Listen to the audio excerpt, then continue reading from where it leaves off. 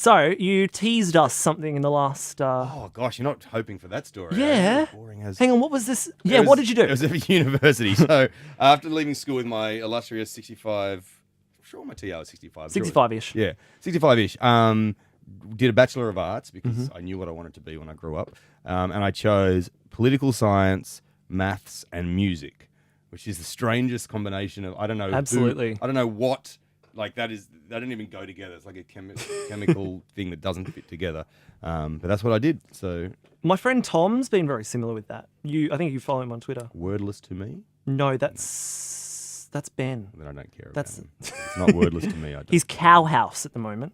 Cowhouse. Yeah, you definitely follow him, but like I don't expect you follow a lot of people. So, he was doing a business and arts combined degree, but only doing arts subjects. Yeah. So Okay. he got rid of them all a couple of weeks ago. But Just to focus on To- social media. exactly to focus fair on attracting Lindsay McDougall's attention. Yeah. Well, it seems to have worked. Yes, wherever you it's are. worked very very effectively. But this is the thing. Like, I know when I decided what to do at university, I did it for a couple of reasons because I obviously liked music and I was vaguely interested in politics.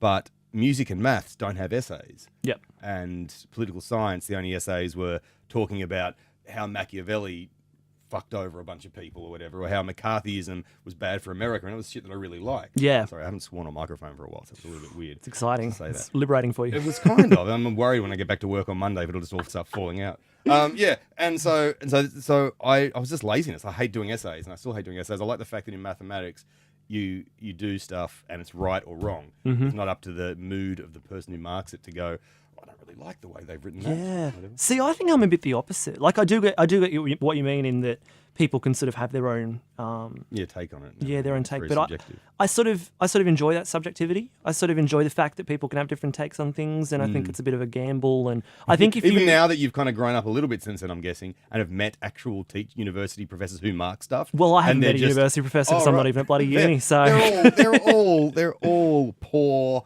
and beleaguered and tired and Yeah. cranky and probably on some kind of narcotic or sedative. and would we blame them? No, exactly. So now you've got these people off their face on Valium, hating life with red wine stains down their front, trying to mark your essay. Yeah, I don't want to impose on them my life. that's a good point. So I tell didn't me, think that back then. you do a couple of arts subjects. You do your political science. You join a band. How does that lead into radio? That's what I want to know. That was a. I remember the genesis of this began about a minute before I was asked to do radio. I think I feel so bad because people practice and they train and they go to uni. They do communications degrees. I think that's the one you have to do radio. Well, see, from what I can tell, I don't know anyone that's done a communications degree that's ended up in radio. Yeah. I don't know I anyone. suppose what they do is people end up in community radio or other sorts of radio, Yep. working for free or working cheaply, and then get poached. Exactly what I did. Yeah, it's exactly. Well, Yeah. I did none of that. I did one shift at FBI when my friend Simon had to go away for a day, and so I just sat there and played records, which was quite fun. That's awesome. But then, like Triple J used to interview Jason and I because we talked absolute rubbish, as you may have guessed, and we talked for a long time, and we seemed to have more brains than other musicians that were around at the time Right. to be interviewed. And I can't remember who else they were interviewing at the time. 28 days, Yeah. super high, something like that. But so they kept getting us back and back for other things, and eventually realized that we could actually do things like press buttons of CD players and microphones at the same time. Who'd have thought? Ridiculous, I know. I know. It's amazing. And that's sort of how Brendan McLean fell into it as well, wasn't it? He had a few interviews and they thought he was Well, he was one of the super reviewers on Triple J on Earth. That's right. And he was just amazing with words when he reviewed people on Triple J on Earth. Yeah. And, I think Zan noticed him. I can't remember exactly who, but I think it was Zan. And yeah, so said, let's give this guy.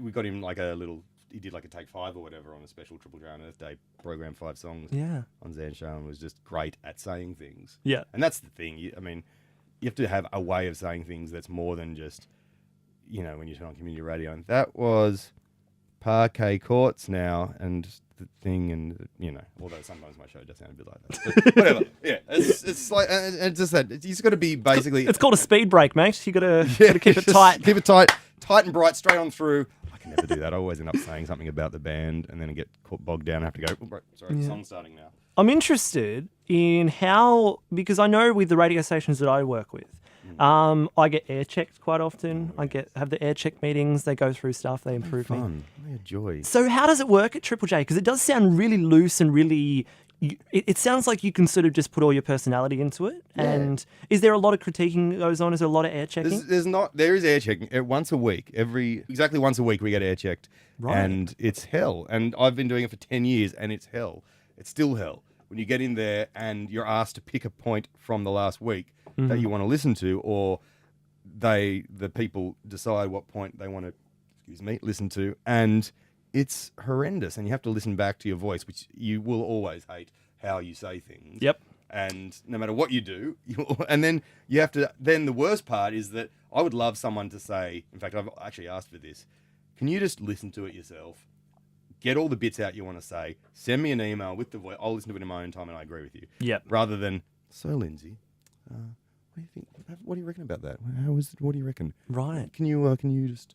What a horror! Like, I don't know. It happened. It's done now. It's in the past. That's happened. See, it's The not. world's moved on. It's very different.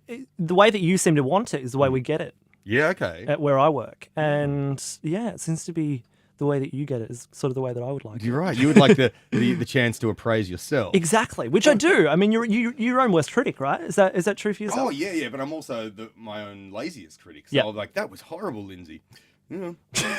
Let's move on to the next thing. On and up. Yep, that's it. Chalk it up. Yeah, I don't know. The thing is, like, you do get awesome things out of it, and the way, like, if you were, and I would suggest that no one do this. Listen back to my show from over the last 5 years. It's definitely developed from this random kind of agglomeration of too much stuff, and then talking about weird things and trying to shoehorn things in that don't fit, to a much more streamlined show where I talk about stuff that's actually good and focused, and it works really well. Yeah.